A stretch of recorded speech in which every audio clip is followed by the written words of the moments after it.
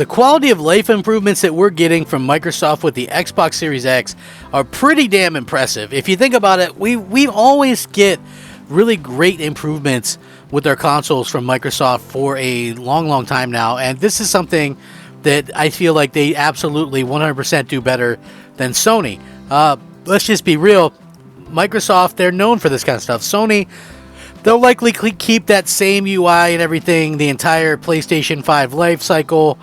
Very little thought or effort will be put into it. And some people will go, well, if it ain't broke, don't fix it. But I mean, for me personally, there's nothing fancy or fantastic about what's going on with the PlayStation 5 UI to begin with. So when we see updates come out for the Xbox Series X and S, you know, you start to kind of feel pretty good about it, right? Like it continues to impress the hell out of me with what they're able to kind of accomplish and pull off.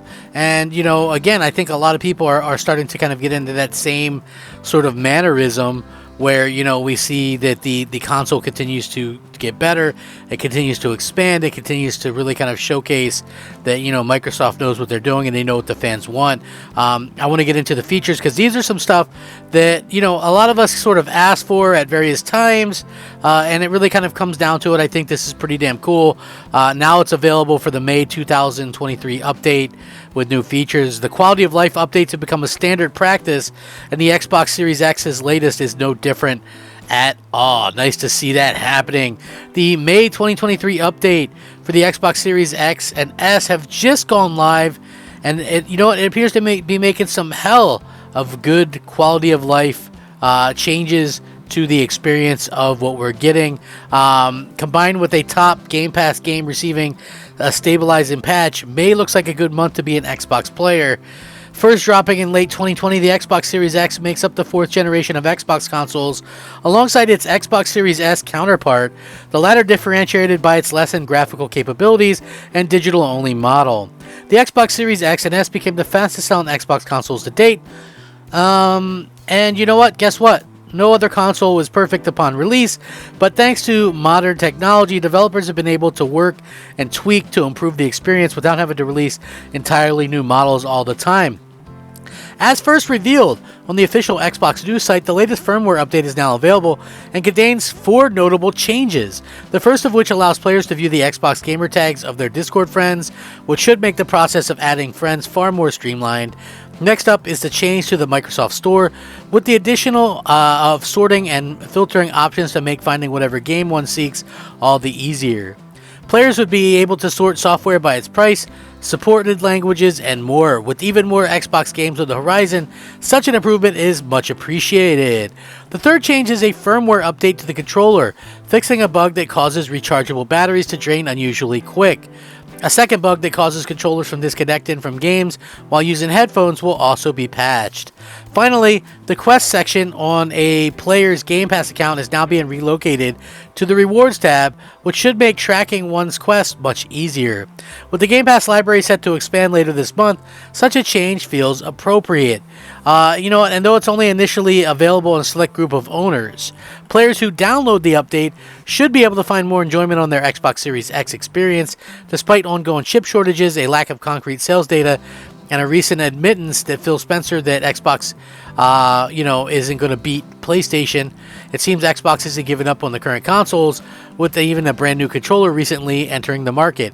Only time will tell if continued quality of life updates combined with more games can cushion the blow to the gaming giant, according to this article, which I will link as well. But I think, Microsoft has done a pretty damn good job of making sure that gamers get lots of stuff, lots of bang for their buck. I feel like, obviously, some fans are always going to be calling for, this or that, or some kind of hatred when it comes to Xbox.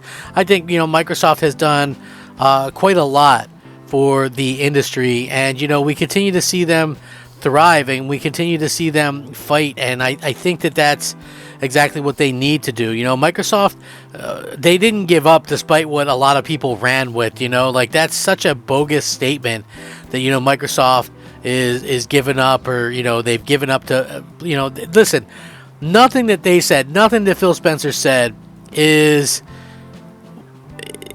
accurately depicted by what other people are saying, right? It's really just unfortunate that that's kind of happening. You know, but he's already been on record before saying multiple times, hey, we're not worried about selling this, this, and this. We're more worried about, you know, going out there and being able to have people play our games. You know, it's like, listen, we get it. Sony has this stranglehold on the marketplace, but we're going to do what we can to kind of go out there and make sure that we can compete and, you know, do the things that we can continue to do, right? Like, that's the thing that they're trying to do, in my opinion. You know, they want to go out there and, you know, make sure that gamers have, you know, things to play. And I think that that's fantastic. I love the fact that they're going out there and fighting for the fans, you know, and they continue to do that. You know, they're always going to have these haters and things like that crop up and try to make it seem like everything Xbox does is bad, when the actuality couldn't be further from the truth, you know. And when you're getting updates like this, I think that that's really fantastic. And, you know, again, I love to see Microsoft kind of make some of these moves. So, yeah, nice to see that this is happening. It does suck that, you know, so many people are kind of down on Xbox right now, openly mocking and kind of, you know, being excited that Xbox has some failures, right? Like, imagine that. Could you imagine any people in the industry or media mocking PlayStation over their failures or Nintendo over their failures? I mean, honestly, I couldn't really fathom that. It's crazy to think that, you know, that would never happen, but it happens on the regular with Microsoft. You know, like, why is that even a thing? I'll never understand it. I'll never understand it. It's like, and I've stated this numerous times before, I believe that Microsoft is on the right path with their games. It's just a shame that they could release 3 or 5 you know, 80, 90 plus rated games in a row, but the minute they release a 70, you know, people are going to be all over them saying, you know, they're garbage, same old Xbox, this, that, and the other thing. And that's really unfortunate because it's not giving a fair shake to Microsoft. And, you know, the fans, I think, deserve equal treatment. You know, it's just like this whole Zelda thing. You know, I'm not saying Zelda's a terrible game, but the fact that this game is reusing so many assets and, you know, it's the same exact map and the same world and all that stuff, and it took 6 years to make, and it's got bad frame rate and it's choppy, and, you know, the fact that it's got a lot of stuff going against it and yet scores a 96, I think is kind of crazy. And, you know, it's unfortunate, and I'm not trying to say that Redfall's better than Zelda. What I am saying is, if you're going to judge one game on performance and things like that, why wouldn't you judge all the games, right? Like, that's just kind of my opinion, you know. I don't know. Where do you guys stand on this, though? Like, how do you feel about this? I'm very curious, you know, because to me, I love it when Microsoft updates the Xbox. We get these updates and things that start going kind of in a positive direction, you know. But there does seem to be this bias that goes on within the industry. It's within the media, it's gamers, it's social media, it's real. It's a real thing. But let me know what you guys think. I'm the Crap Gamer. This is Crap Gamer Reviews. Thanks for watching. Please like the video, subscribe if you haven't. Rack 'em up. Crap Gamer out.